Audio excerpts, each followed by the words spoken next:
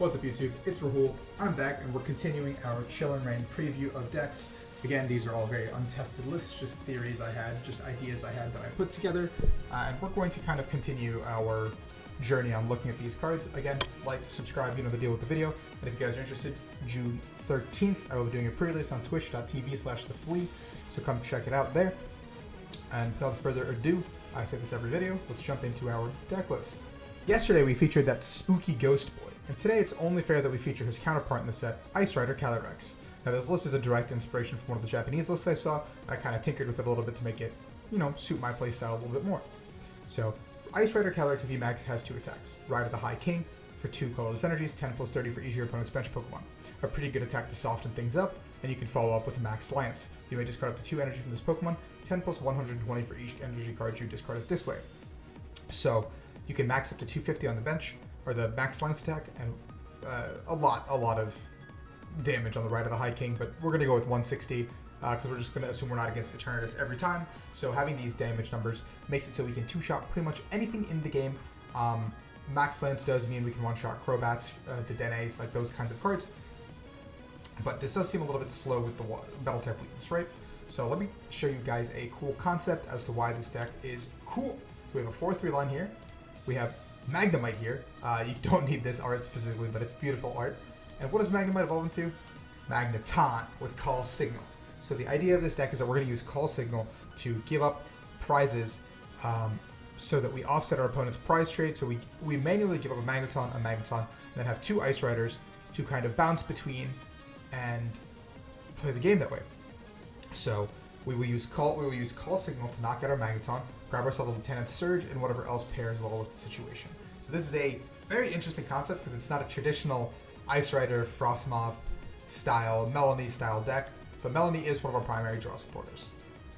Now, the deck is going to be using a Green's Exploration Engine, and I think Green's Exploration Engine style decks have a lot of versatility. Right now, this deck is like a very standard 60, where I haven't really included that many tech cards or options because I felt like the first list should always be something consistent and straightforward, and you can always cater your techs towards the metagame, which is where Green's Exploration decks get really, really strong because you can start teching for these niche scenarios, these niche cards, some of these decks that might pop up here and there down the line. So we have 4 copies of Green's Exploration as our primary search supporter. We have 3 copies of Lieutenant Surge Strategy because we can mitigate the prize trade of the game and put ourselves behind at any given point using Magneton's ability. So we want to use Lieutenant Surge in tandem with some of these other supporters we have in a turn so we can combo off and, you know, make something happen. We have 3 copies of Melony. The art's all blurred because I copied it onto this Pokegear app, but Melony is really strong because we can use Melony in tandem with Surge, draw 3 cards while also attaching 1 energy, and at that point we are getting a full-on Rider Calyrex attack off for 250 at any given point, and then we get a 3rd supporter if we want for the turn. So it really does pair really well because you only need 1 Melony plus an attachment from hand, which is not that difficult to pull off, honestly, so you can just do that very consistently as you pivot through the game. There's 2 copies of Boss's Orders because we do want to be able to bring something up, but with the fact that we have Magneton and Cynthia Caitlin and ways to search out these cards, Boss is not a card we want to hit off of Pokegear very often, so we want this card to be lower on our totem pole of where we end up playing it, but it is still a very versatile card in the end of the day. We have 1 copy of Cheryl because we can search it again with Magneton. We have Palpad and Pokegear to also find it, and so Cheryl can definitely heal up our guys and give us a swing in the matchup. With Cheryl, Cynthia Caitlin, and Palpad, we can use Cheryl 3 times effectively in a matchup, as well as you can go Surge, Cheryl, Melony in the same turn, therefore powering up your Rider Calyrex in 1 turn and kind of just being a threat out of nowhere again. And then if you just get attacked into, which we're more likely going to get attacked into after we discard our energies, we can just do it again. Surge, Cheryl, Melony. Like it's a very simple like combination to pull off of cards. Now, there's 1 copy of Cynthia Caitlin because this means we can recycle another copy of Surge. We can recycle another copy of Cheryl, Boss, whatever we want for that specific turn if it's in our discard already. It's just another way to draw some more cards as well. So you can go like Surge, Cynthia Caitlin, Leon, Surge, Cynthia Caitlin, Boss. Like we can literally pick off a supporter we've already used, so it's just a very useful card that combos with Surge. Again, as I've been talking about, Lieutenant Surge Strategy is probably the pivotal part of our combo, as along with Magneton. So that is something we gotta look forward to. There's a copy of Leon because the 30 extra damage could be relevant in terms of the grand scheme of things. I guess logic behind this 30 extra damage is that we can push to 280, which I don't know what the perfect number is there for 280, but it's just a number that we might like to have. Also, the baby one can attack for 230, which is really nice in the grand scheme of things against something like Zacian or another baby. If we can't get the VMAX up and running. So Leon's like one of those one-off supporters that I'm trying out. This could be really any other one-off supporter that you think could be versatile in the format, just because we have the options to get whatever supporters we want with Call Signal. So you're allowed to try out some things here. And I'm trying a Leon in terms of damage, but yeah. There's 4 copies of Level Up because it searches out our entire Magneton line. 4 copies of Poke-Ear because it acts as a pseudo 8th, like 5 through 8th greens if we hit it. Pseudo 5 through 8th surge, like, you know what I'm saying, like it acts as a supporter even though it's not actually a supporter. There's 4 copies of Quick Ball because we do want to search out for our item, or Pokemon, sorry.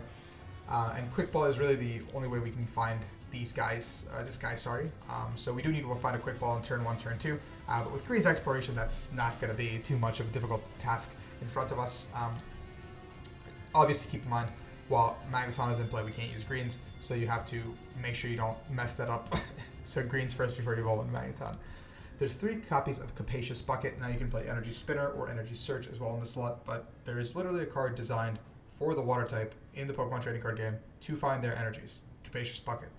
Play the damn card. It's very good. 2 water energies, vanilla, no drawbacks. That pretty much can get you exactly what you need to go. For the turn, these 2 energies pretty much just get them onto the board, get attacking as quickly as possible. Your Ice Riders are good to go. Like turn 1, you can go greens for Quick Ball, Capacious Bucket. All of a sudden, you have a turn 2 attack. As long as you find like an Evo Incense or whatever follow up, you know. So that is the most simple and bare bones turn 1 play that you can think of with greens. There's 3 copies of Evolution Incense. Again, Pokemon Communication could be a good card, but I don't really care about putting stuff back like yesterday's list, because we're not really playing Sycamore or discarding cards. So it's not really like I need to be like, oh no, I might discard a Magneton here, or oh no, I might discard an Ice Rider. No, it's just I can just go Evo Incense, raw, find the 1 card I need, not make it a 2-card combo. Very simple, and why that's better than Communication right now in this deck specifically. There's 2 copies of Reset Stamp, because we're probably going to put our opponents down to 1 prize at a certain given point, because we're going to give up an Ice Rider and probably 2 Magnetons, and so we can kind of throttle a prize trade down to where they have 1 prize remaining. So Reset Stamping to 1 card, and then throwing down a Path to the Peak is going to be really something that sticks, potentially. You can see that we are playing Path to the Peak as our stadium of choice, so this is really strong. There's 1 copy of Escape Rope and 1 copy of Air Balloon, because we don't really need to retreat between our Calyrexes. We can kind of probably heal them, or like make the plays we want to make, or we can like sack the first Calyrex, and the second Calyrex is the one we want to be retreating between. So the only time we get into trouble is when Magnetons are active, but Magneton can also knock itself out from the active slot, so it's not a big deal. So we only really need to ever switch once, maybe or twice during a game, to just prevent that last little bit of prizing, or like forcing our opponent to burn a boss in the early game. So you don't really need more than 2 or 3 switching cards typically. There's 1 copy of Palpad in this deck because I do think that with all the supporter versatility we have available to us, we want to be able to use multiple supporters back to back. So once we've, like late game, the ideal Palpad would be like a Surge and a Cynthia and Caitlyn. So therefore, when we can either call Signal or find some more cards, we can go back into like a 4th Surge, and Cynthia Caitlyn can fetch one of these supporters we've already used somewhere throughout the game. Like I said, there's so much versatility with the supporters. You can play Leon, doesn't have to be in the deck. Cheryl doesn't have to be in the deck. You can cut down on Melony's as well because you do have all these reusable cards. But I think Melony's much more important than anything else in the deck. It acts as a draw as well as a, yeah. There's 2 copies of Path to the Peak.